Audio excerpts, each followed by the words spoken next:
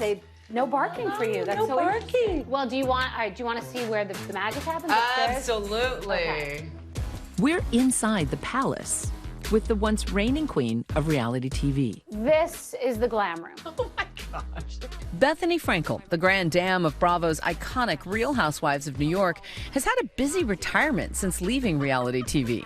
It's exactly as I would imagine Bethany's closet. Really? Yeah. Yay. It's perfectly organized. Thank you. It It's is perfect. perfectly curated. Trained as a chef in her early days, she's even become a lucrative TikTok food critic. Have you ever tried cottage cheese and caviar? And beauty influencer, exposing the bargain jewels from the pricey duds. Some beauty products that are at the level. This is excellent. And that's where you put your phone? So you put your phone here. I've tried every high-low foundation this side of the Mississippi. I was like, look at this side, looks like this side. The expensive looks like the cheap. It got like 15 million views. With 1.5 million followers. You tell it like it is, unfiltered. That's always been your brand. I do, but even to say it's a brand feels like it's not being honest. If somebody came to you and said, you know, Bethenny, I'm thinking of signing up for a reality show, what would you say? They think is going to be the fun next chapter. They don't realize that it could put them in a detrimental situation. Is that the price of fame? It might be the price of fame. When it comes to the Real Housewives franchise, there's perhaps no one more famous than Bethenny Frankel. After nearly 2 decades in the reality game, nearly 400 episodes across 4 networks, Bethenny leveraged all that reality TV fame, or infamy, and launched an empire. One of her most famous products, Skinny Girl Margarita. Hi, I'm Bethenny, creator of the Skinny Girl Margarita, the margarita you can trust. Bethenny is essentially an elder statesman of the genre, and now she's trying to launch a revolution, the so-called reality reckoning. Reality television exploits affairs, bankruptcy, falling off the wagon, saying something inappropriate, risking cancellation every single time the camera goes on. You called it the reality reckoning. Yes, it was okay to do things that one day we all woke up and said, how is that okay? This isn't about you clawing for money. I haven't asked for one thing. I don't want one thing. I want to be respected, and I'm going to change the entertainment industry. I myself have generated millions and millions of dollars in advertising and online impressions being on reality TV and have never made a single residual. And other reality stars are rallying too. Leah McSweeney from The Real Housewives of New York, and Love is Blind's Nick Thompson and Jeremy Hartwell. They say the chaos that makes these shows so addictive comes at a high cost to their real lives. This group of talent is the most overworked, overexploited, and least compensated. There's no group that has a greater risk. They're clearly being exploited. Exploiting the reality TV star is the whole point of the show. But they are absolutely signing up for that. These people want to be on TV. The benefit is that people who are on reality shows, it's become a reality show career for people. It's Game of Thrones. You're killing or you're being killed. There is no middle. There is no gray. Gray are women that become friends or women that become fired. Watching things like that normalizes bad behavior. You know, these shows normalize substance abuse. They normalize physical violence with the cat fights that break out, and it normalizes emotionally abusive behaviors. But some would argue that behavior is exactly the thrill of reality TV. And some fans wonder, would changing the industry kill the genre? You know, a lot of people think, well, are you biting the hand that fed you? That hand didn't feed me. We fed each other. And that hand that did feed me deserves to be bitten. It's time.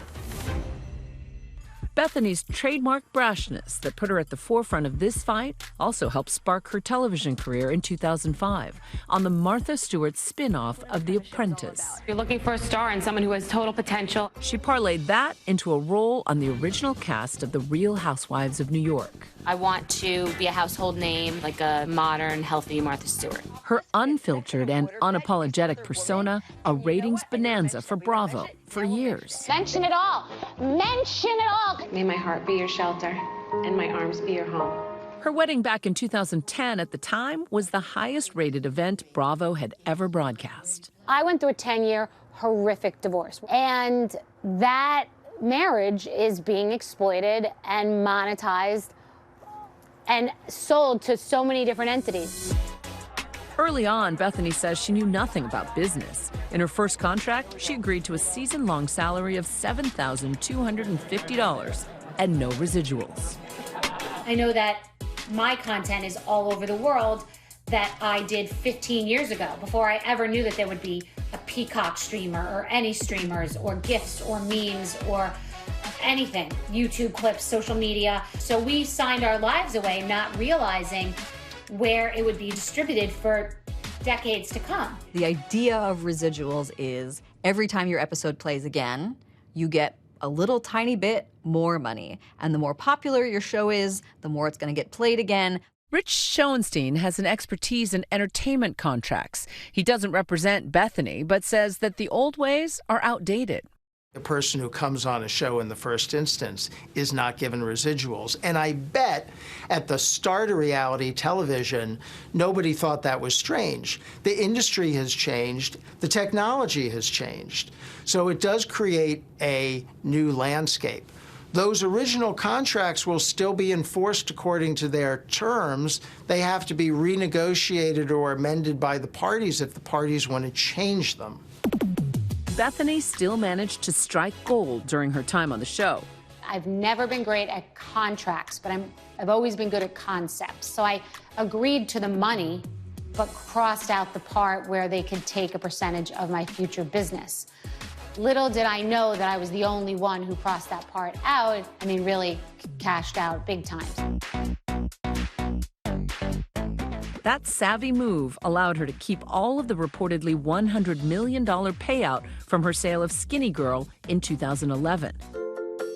The now 53-year-old single mom was living her best life in her cozy suburban home when the writers and actors in Hollywood went on strike.